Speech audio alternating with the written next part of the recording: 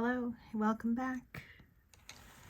It's another Sunday. I'm getting my act together though. I'm doing this in the afternoon, so I'm a little bit more awake, yay. And I'm not quite feeling the Sunday creepies about going back to work tomorrow, so good. And today I'm going to do some colored pencil work. I'm going to work with my Holbein pencils and play around with the blending, see how they are relative to the Prismacolor pencils. I'm trying to get my eyes adjusted to focusing on the distance here from going back and forth between the camera and looking at reality. Sometimes I don't always have such good focus on reality. I also need something that will hold my camera a lot more steady than what I've got now, which is basically a squishmallow propped up to cut down the wiggling, which works a little bit, but not as great as I would like it to. But, you know, you make do with what you got when you're starting out. We'll keep getting better each week.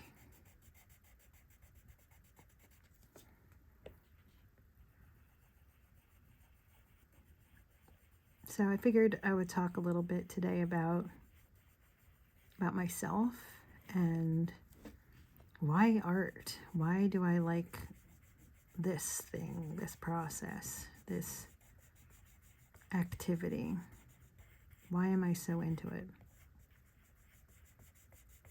Well, it's interesting. I grew up with artists in the family, but only one of them really did it as a profession, and that was my opa. He was a professional artist, created like patterns and stuff for wallpapers and fabrics. Back when everything was done by hand, he was an incredible watercolor artist. And as a child, I knew he was an artist, but like I never really saw him doing the art, so I wasn't really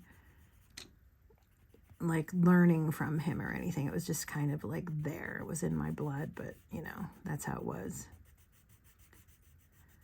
But I always grew up like doing something creative, like the smell of crayons brings back memories of coloring and coloring books and creating paper dolls with my cousin, who's not an actual cousin, but a pseudo cousin, because I don't have any actual cousins that are one step away. Didn't grow up with any.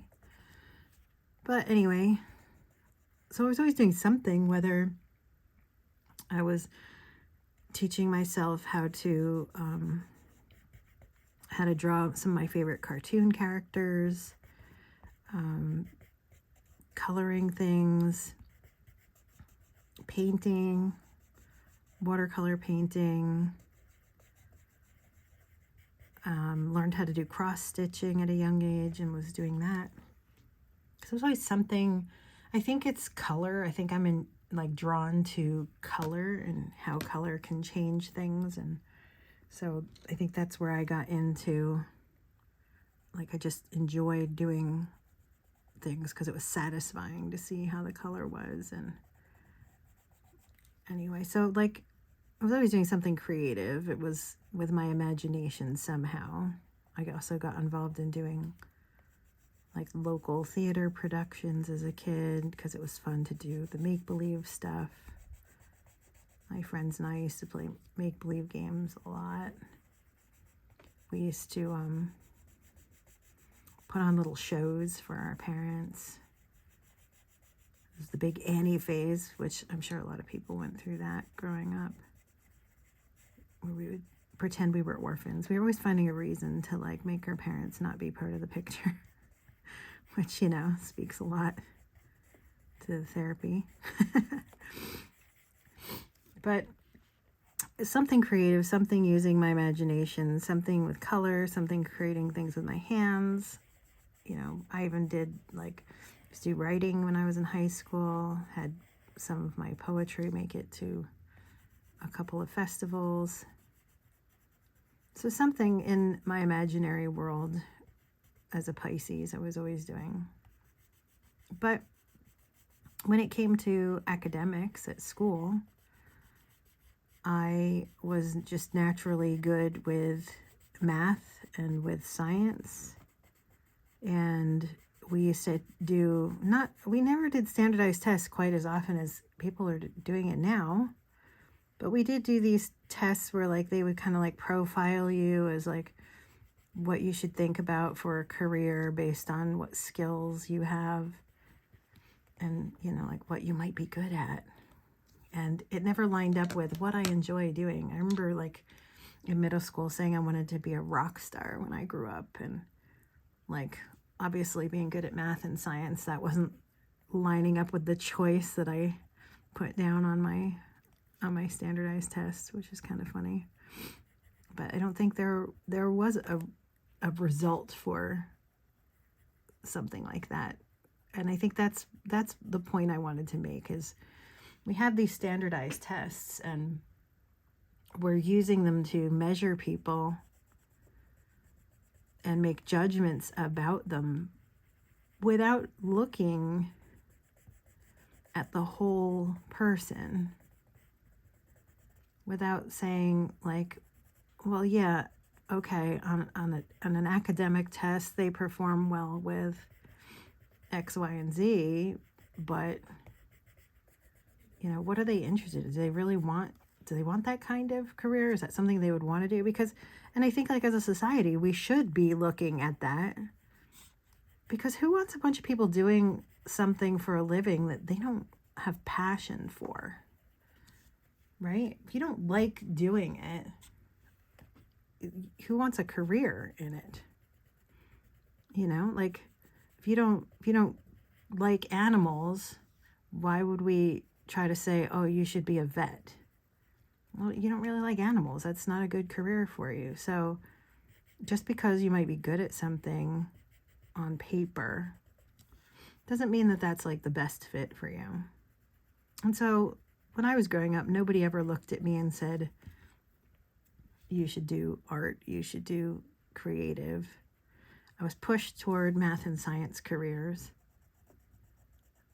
And so I tried to make math and science careers fit into what I liked. So I studied in high school. I was taking calculus and advanced physics and trying to find a way like, oh, well, math kind of has like this puzzle solving stuff about it. And that's creative because you have to think outside the box. And it's like, you know, like a mystery in a way, like you can solve it more than one way. And so I rationalized, you know, making these tests fit for me. And my junior year of high school, there was an option, an art program option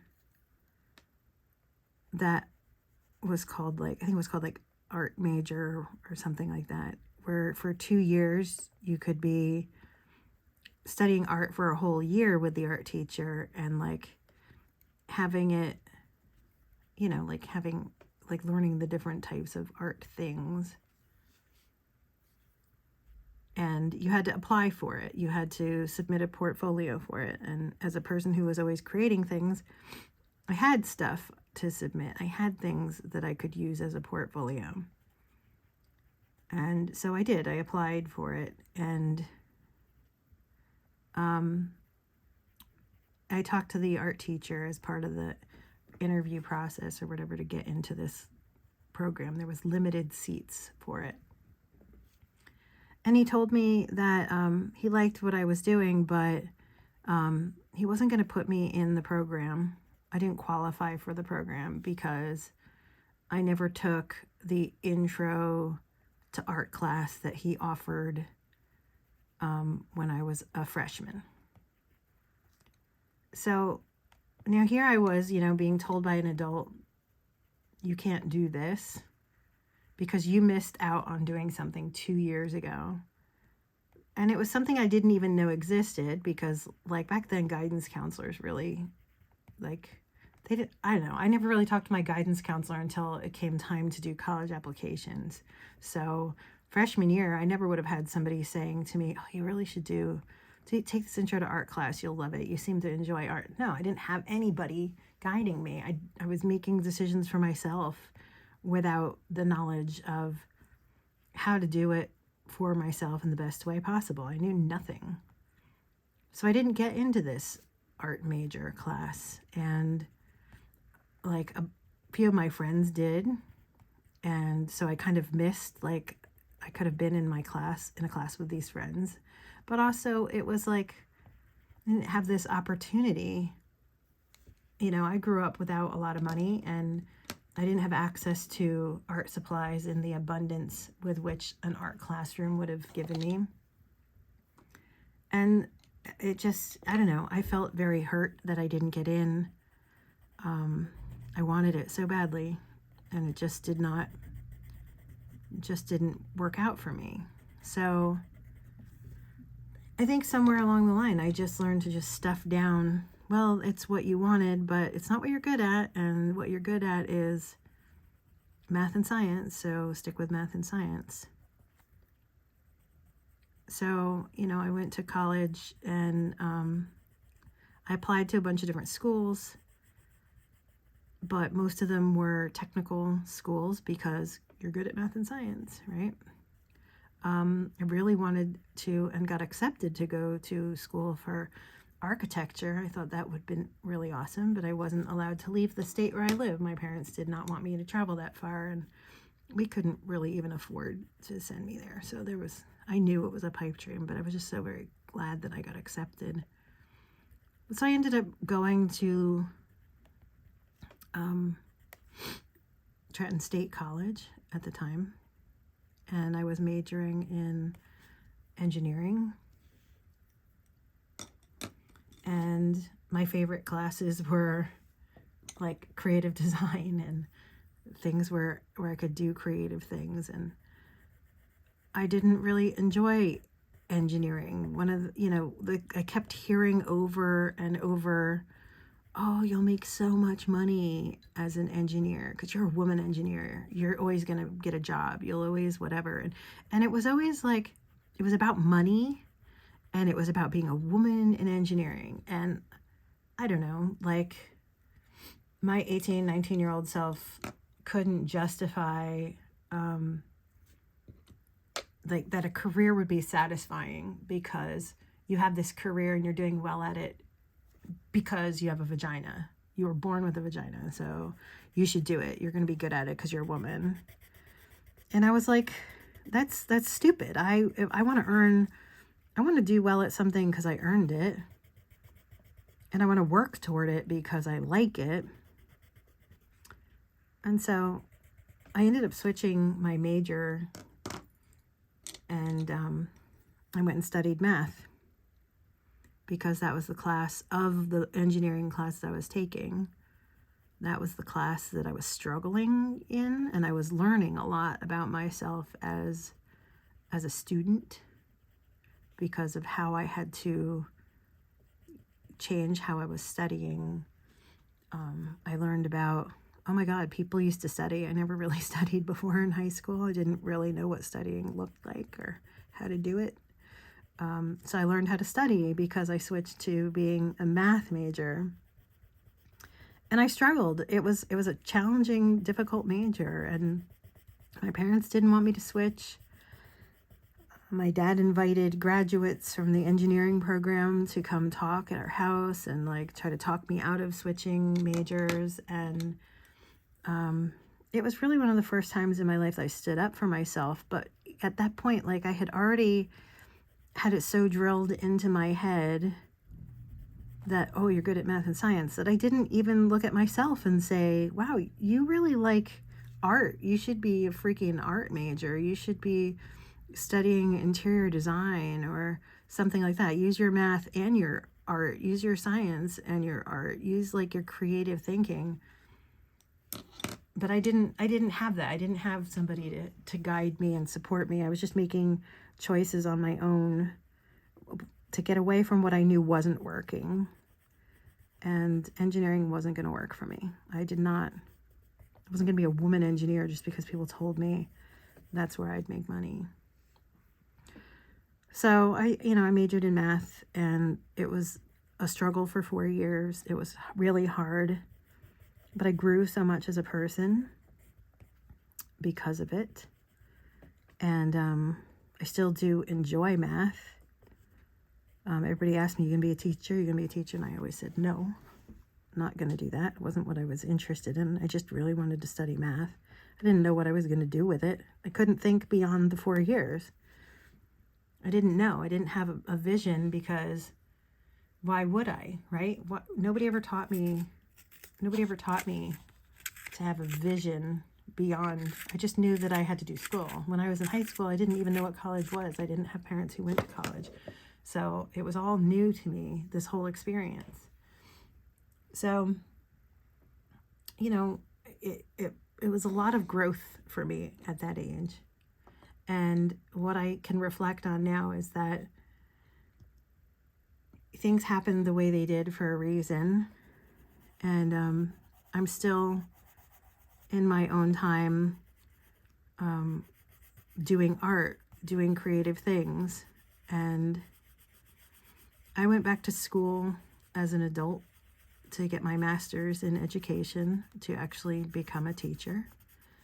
And my motivation for doing so was to help other people like me who weren't seen in school, and to teach kids how to study, how to take notes, how to be a student, and to also help students learn about themselves, right? Like the students who think they're not math people, to teach them there is no such thing as math people. Anybody can be a math person. They just have to try it. So I wanted to make a difference for people that way, but also I wanted to learn how to work with people as an educator. I wanted to learn how to make those connections, how to organize my time, how to research and find meaningful activities and things. And all along the way, I kept doing the art. And for years, I have tried to have my own business relative to art.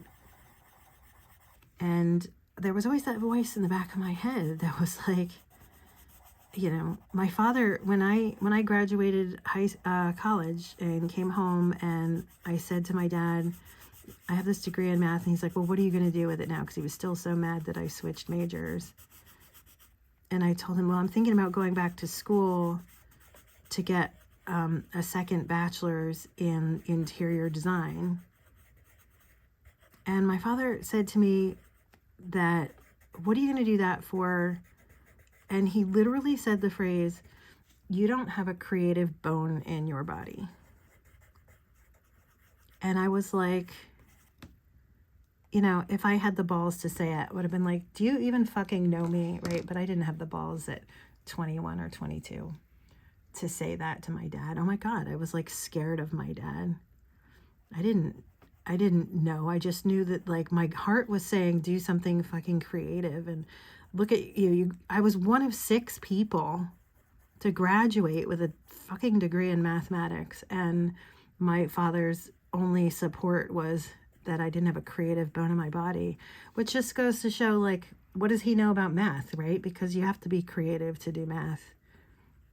Which, maybe you don't know that, but you do have to be creative to be math. You have to think creatively to come up with solutions and make connections between things. All the best mathematicians are also creative thinkers. So I was too scared, right? I was so scared to do anything in art, because on some level, maybe I believed what he said, that I didn't have a creative bone in my body. Which sucks, because now here I am, a young adult, and I would be married by the time I was 25 years old, and living out in the world, doing a job.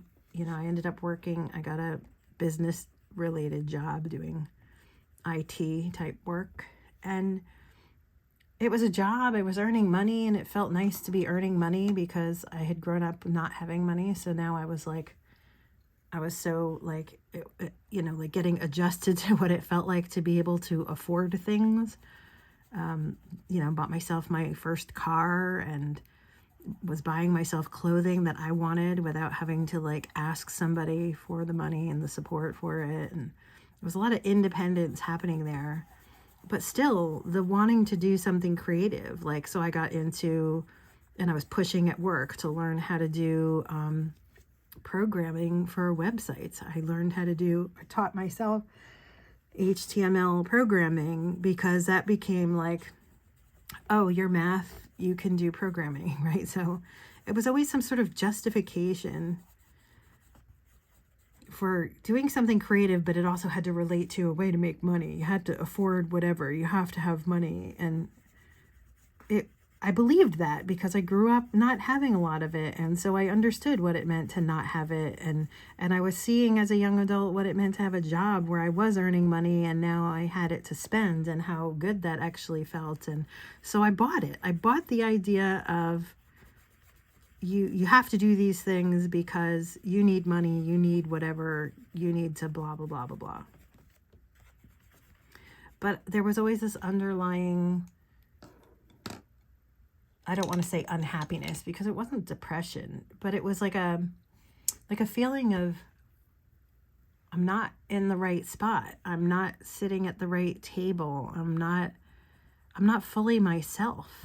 It was like two separate things. The work version of me, like that was my people persona, and the real me, which was the one who just wants to fucking create shit. I want to draw, I want to color, I want to play with clay, I want to do my oil paintings. That's what I want to do. But apparently I have to have a job because you have to have money because you have to. And I was getting tired of the have-tos. So in my fantasy world, as the Pisces I am, I started building a future for myself. What do I really want to do? What I want to do is I want to be surrounded by art all the time. I want to be surrounded by people who think creatively. I want to work with people who think creatively. I want to put more creative projects out into the world, whether it's myself creating it or helping others who like to create. And this is where the idea of the Leaping Fae has evolved from. I'm so passionate about getting this business going that I'm sitting here every week talking to invisible people, whoever's listening. I don't even know. Lately it's been maybe one person a week. And most of the time there's just my family. So yay, I love my family, so I'm glad they're listening. But I'm putting this out there. I'm taking the risk. I'm taking the risk because that 16-year-old version of myself who did not get into that art program because they weren't seen as a creative person. That person deserves to have a voice in this world. I deserve to give her a chance. And I'm willing to risk it. I'm willing to risk whatever it's going to take. Oops, sorry, it's wiggling too much. I want to risk this. I want to build this business. I want the brick and mortar. I want the store. And I want you guys to come in and visit and spend time and make art with me. I want to build things together. I want writers to meet artists. I want singers to meet writers. I want people to create shit together. Create shit together because our creative voices need to be heard in the world, and we deserve to be heard in the world. And no matter what anybody tells you, you are a creative person. Don't believe the fucking haters. Don't believe those people who are going to try to tell you that art isn't a worthy vocation. And, you know, life isn't about what career you have. Your life is going to go by so quickly. It feels so short. It feels like it goes so fast. Why waste any of this precious time doing stuff that other people told you should be doing, instead of doing what you know in your heart is what's right for you? You know what? The fucking money will be there. You'll have what you need. It will be there. The universe will provide for you. You have to choose yourself. The universe, the world, people aren't going to be like, oh, you look like you should be doing this, and just hand things to you. If you want it and you feel it in your heart that that's where you should be, you got to put it out there. You got to run for it. You got to take the risk.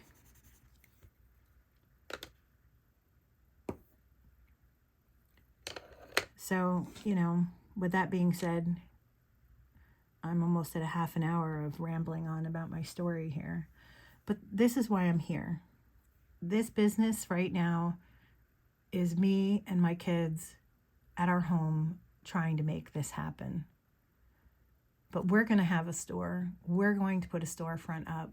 We're going to have a place where people who are the weirdos, the makers of music, the dreamers of dreams, and we're going to be together making shit and being creative and giving the finger to the haters who tell us that this isn't right.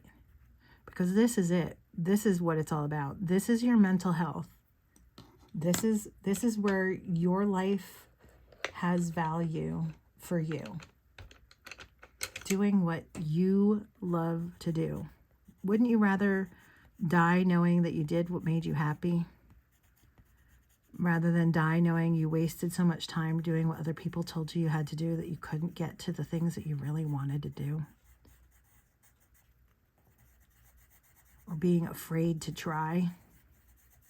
Being afraid of somebody else's bullshit? Stop giving your power away.